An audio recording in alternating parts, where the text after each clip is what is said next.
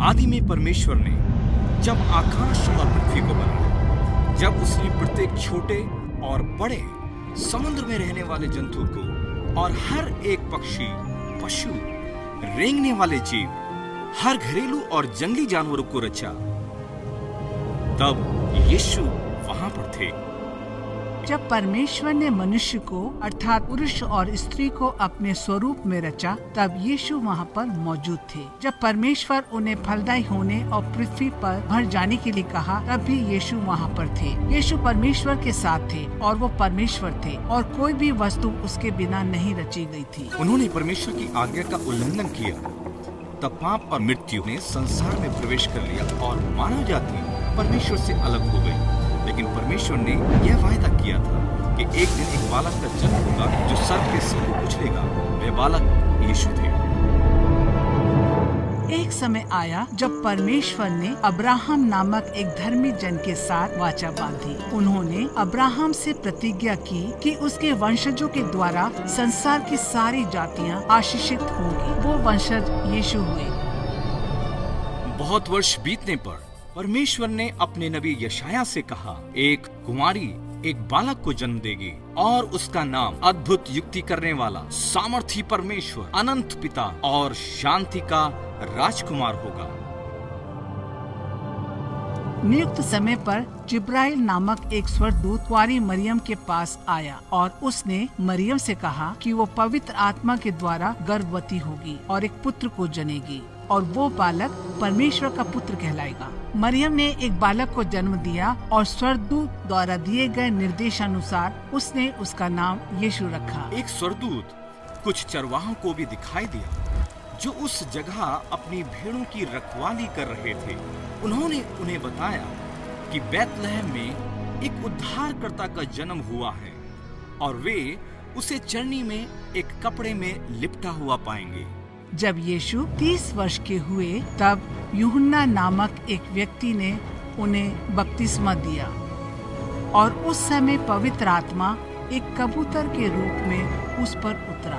उस समय आकाशवाणी हुई, ये मेरा प्रिय पुत्र है जिससे मैं अति प्रसन्न हूँ। यीशु ने बुद्धि और समझ के साथ परमेश्वर के बारे में लोगों को सिखाया। उसने लोगों को चंगा किया, भीड़ को खिलाया, दुष्ट आत्माओं को निकाला, वरन उसने मुर्दों को भी जिंदा किया। यीशु ने ये सारे काम प्रेम के साथ लोगों को अपने पिता, सारे जगत के सृष्टिकर्ता से जोड़ने के लिए किया। लेकिन उसके अपने लोगों ने उसे तुच्छ जाना। उसे बंधक बनाया गया, उस पर थूका गया और उसे अकारण ही मारा गया। उसके सर पर कांटों का ताज पहनाया गया। जब रोमी अधिकारियों ने यीशु को छोड़ने का प्रस्ताव रखा, तो उसके अपने लोगों ने इनकार कर दिया। उन्होंने जोर डाला कि उसे क्रूस पर कीलों से ठोक दिया जाए। इसलिए एक रोमी गवर्नर पेंतुस पिलातुस ने यीशु को क्रूस की सजा दी। यीशु को गुलगुत्था की पहाड़ी तक अपना क्रूस उठाकर ले जाने के लिए मजबूर किया गया। उसके हाथों और पैरों में कीलें ठोककर 2 डाकुओं के बीच में मरने के लिए छोड़ दिया गया। लेकिन जब यीशु क्रूस पर ही टंगे हुए थे, उसने अपने पिता से ये कहते हुए प्रार्थना की कि वो उसके सताने वालों को क्षमा कर दे। आकाश अंधियारा हो गया और बहुत घंटों तक क्रूस पर टंगे रहने के बाद यीशु ने कहा, पूरा हुआ। तब यीशु ने अपना सर झुकाकर अपने प्राण त्याग दिए। उसने संपूर्ण मानव जाति के लिए अपने लहू को बहा दिया। धरती हिल गई और मंदिर का पर्दा ऊपर से लेकर नीचे तक 2 भाग हो गया। उसकी देह को क्रूस पर से उतारकर सन के कपड़े में लपेटा गया और उसे कब्र में रख दिया गया। कब्र के द्वार पर एक बड़ा पत्थर लुढ़का दिया गया और रोमी सैनिक उस कब्र की रखवाली करते थे। लेकिन तीसरे दिन एक स्वर्गदूत ने पत्थर हटा दिया। यीशु मुर्दों में से जीवित हो गया और 40 दिनों तक वो अपने चेलों और उस पर विश्वास करने वालों को दिखाई देता रहा। यीशु ने अपने चेलों को स्वर्ग के राज्य के बारे में सिखाया और उनसे निडर रहने वरन सारी जाति के लोगों को गवाही देने के लिए कहा कि उन्होंने क्या देखा और क्या सुना है। यीशु ने कहा, जो कोई उस पर विश्वास करता और उसका नाम लेता है वह उद्धार पाएगा और परमेश्वर का पुत्र कहलाएगा। उसके बाद यीशु अपने पिता के पास स्वर्ग में वापस चले गए, क्योंकि परमेश्वर ने जगत से ऐसा प्रेम किया कि उसने अपना इकलौता पुत्र यीशु को दे दिया, ताकि जो कोई उस पर विश्वास करे वो नाश न हो परंतु अनंत जीवन पाए। क्योंकि परमेश्वर ने अपने पुत्र यीशु को इस संसार पर दोष लगाने के लिए नहीं भेजा, वरन इसलिए भेजा कि संसार उसके द्वारा उद्धार पाए। यीशु ने कहा, परमेश्वर के पास पहुंचने का एकमात्र मार्ग वही है। मार्ग, सत्य और जीवन वह ही है। बिना उसके द्वारा कोई पिता तक नहीं पहुंच सकता।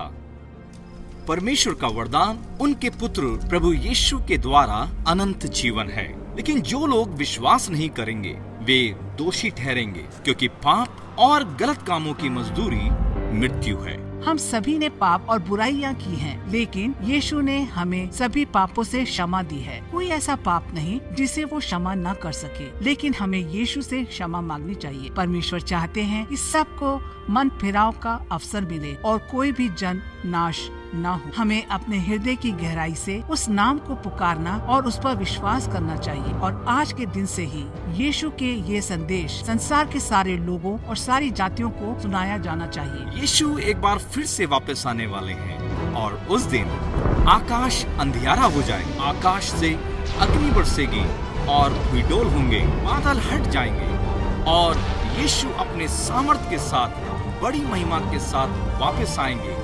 वह आकाश की शक्तियों की अगुवाई और जगत का न्याय करेंगे। जिन्होंने यीशु का नाम लिया है वे स्वर्ग में प्रवेश करेंगे और यीशु के साथ अनंत जीवन बिताएंगे। वो सब कुछ नया कर देंगे। वो सारे आंसुओं, दुखों और लज्जा को दूर कर देंगे। जिन लोगों ने उसके नाम को अस्वीकृत करके उस पर विश्वास नहीं किया, उन्हें अनंत काल के लिए दोषी ठहराया जाएगा।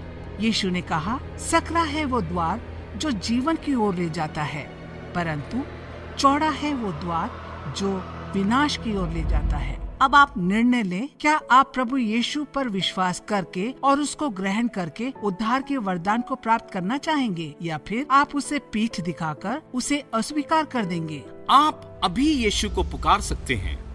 अपने पापों का अंगीकार करें और क्षमा पाएं। विश्वास करें कि परमेश्वर ने यीशु को मुर्दों में से जीवित कर दिया है और आप उद्धार पाएंगे। आप परमेश्वर की संतान बन जाएंगे। हर बीतने वाले दिन में दूसरों के साथ इस संदेश को साझा करें, ताकि वे भी परमेश्वर की संतान बन सके। और हम साथ मिलकर कहेंगे, आइए प्रभु, आइए यीशु। इस कहानी का एक एक शब्द सच्चा है और परमेश्वर की पवित्र पुस्तक बाइबल में लिखा है। आप अपने उद्धार के लिए अभी हमारे साथ प्रार्थना कर सकते हैं। प्रिय परमेश्वर पिता, मैं अंगीकार करता हूँ कि यीशु ही प्रभु है। मैं विश्वास करता हूँ कि वो एक कुंवारी से पैदा हुआ, मेरे पापों के लिए क्रूस पर मरा और तीसरे दिन मुर्दों में से जी उठा। आज मैं अंगीकार करता हूँ कि मैंने आपके विरुद्ध पाप किए हैं और अपने जीवन को बचाने के लिए मैं कुछ नहीं कर सकता हूँ। प्रभु, आप मुझे क्षमा कर दें और मैं आज से केवल यीशु पर ही विश्वास करूंगा। मैं विश्वास करता हूँ कि मैं आपका बच्चा हूँ और मैं आपके साथ अपना अनंत जीवन व्यतीत करूंगा। अपनी पवित्र आत्मा द्वारा प्रतिदिन मेरी अगुवाई करें। मेरे संपूर्ण हृदय, प्राण और मन से आपको तथा दूसरों को अपने जैसा प्रेम करने में मेरी अगुवाई करें। अपने प्रिय पुत्र यीशु के लहू से मुझे उद्धार देने के लिए आपका धन्यवाद। यीशु के नाम में प्रार्थना मांगता हूँ, आमीन।